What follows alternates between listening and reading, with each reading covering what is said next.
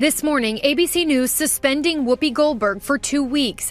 ABC News President Kim Godwin saying in a statement, effective immediately, I am suspending Whoopi Goldberg for 2 weeks for her wrong and hurtful comments. While Whoopi has apologized, I've asked her to take time to reflect and learn about the impact of her comments. First up is the media's reaction to Donald Trump's new press secretary, Karoline Leavitt. The left pretends to be a champion of women until they find one who is a conservative. Once that happens, they love nothing more than tearing down women with the most petty and vacuous of insults.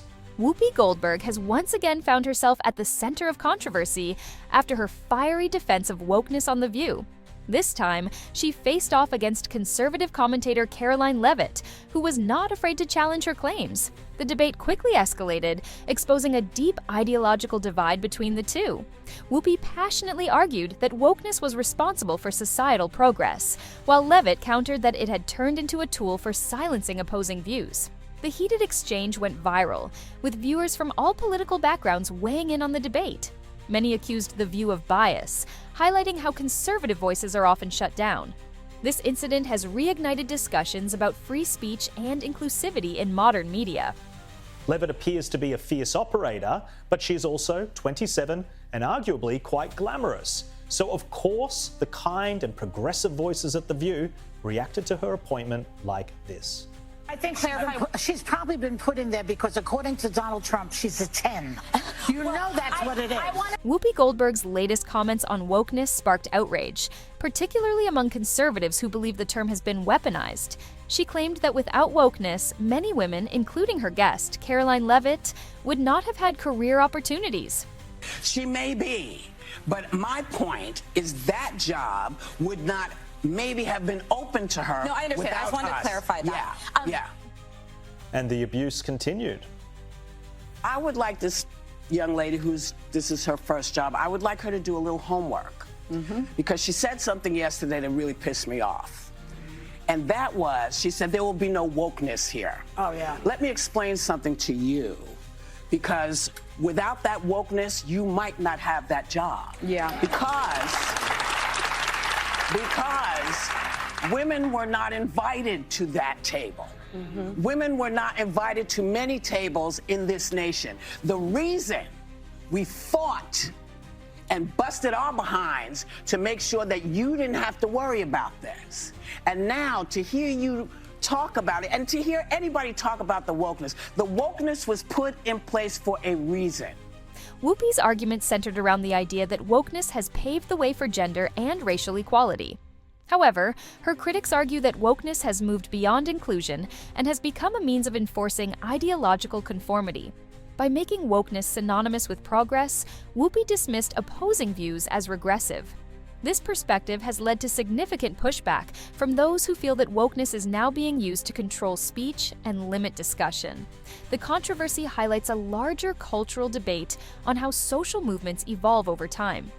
And I would just say a strong message to Democrats who are out there pretending to be outraged about the long list of crap that this administration is cutting, federal waste and funding, like $2 million for sex changes in Guatemala, $6 million to fund tourism in Egypt, $20 million on a new Sesame Street show in Iraq, $4.5 million to combat disinformation in Kazakhstan.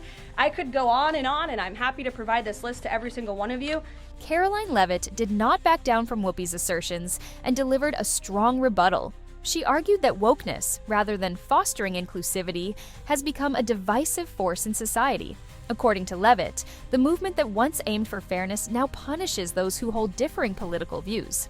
She cited examples of individuals in media and corporate America who faced backlash for challenging the prevailing woke narrative. Leavitt emphasized that true inclusivity should embrace diverse perspectives, including conservative viewpoints, instead of silencing them.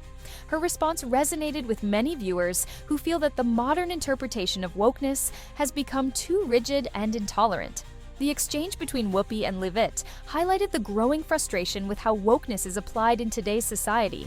Now, I know she's been around for some time, but how's this? She's just 27, but she's fantastic. This is the brand new press secretary representing the president. Whoopi Goldberg argued that wokeness is about rectifying historical injustices and ensuring equal opportunities for marginalized groups. She passionately defended the concept, claiming that those who oppose wokeness are resisting necessary social evolution.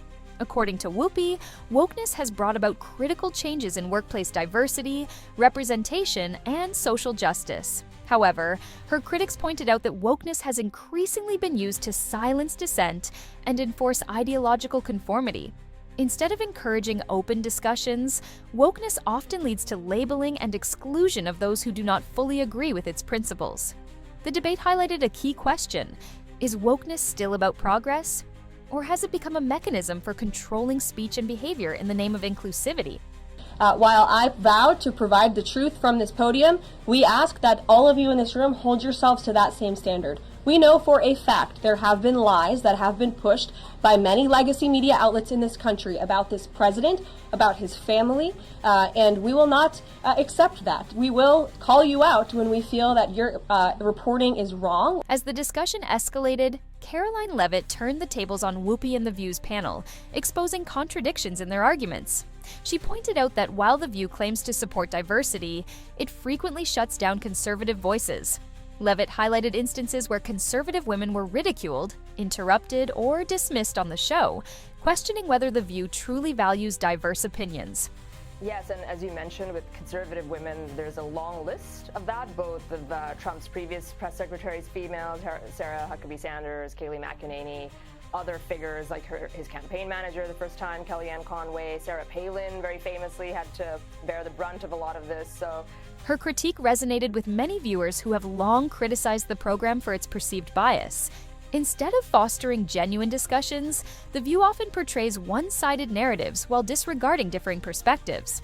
Leavitt's pushback forced the host to confront their own inconsistencies, making it one of the most revealing exchanges on the show in recent memory. I commit to telling the truth from this podium every single day. I commit to speaking on behalf of the President of the United States. That is my job. And I will say it's very easy to speak truth from this podium when you have a president who is implementing policies that are wildly popular with the American people, and that's exactly what this administration is doing. The debate between Whoopi Goldberg and Caroline Leavitt quickly went viral, with clips circulating widely on social media. Viewers from all political backgrounds weighed in, with many praising Leavitt for standing her ground. Even those who did not necessarily agree with her conservative views acknowledged that she had exposed inconsistencies in The View's messaging. On the other hand, Whoopi's defenders argued that she was simply trying to explain the importance of wokeness in today's society. However, the general consensus was that the exchange highlighted a growing cultural divide. The viral nature of the discussion demonstrated the public's deep interest in debates about free speech, ideological conformity, and the true meaning of inclusivity.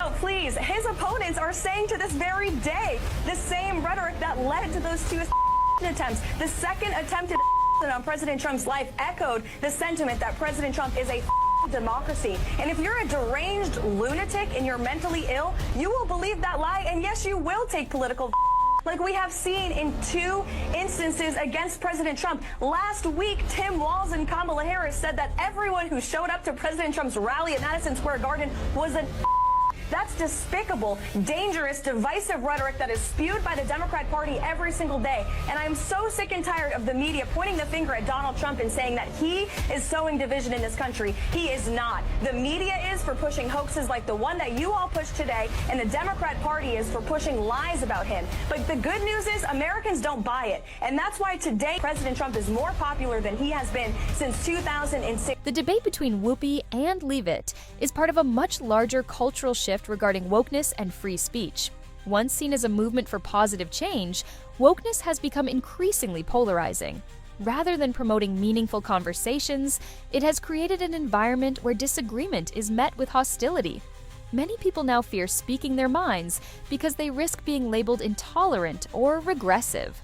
Leavitt's exchange with Whoopi highlighted this growing frustration, particularly among those who feel that the definition of progress has been distorted into a demand for ideological conformity. The exchange served as a wake-up call for those who value ideological balance in media. As more voices push back against the prevailing narratives, it is clear that the conversation surrounding wokeness, inclusivity, and free speech is only just beginning. Share your thoughts in the comments, and don't forget to like, share, and subscribe. See you in the next one.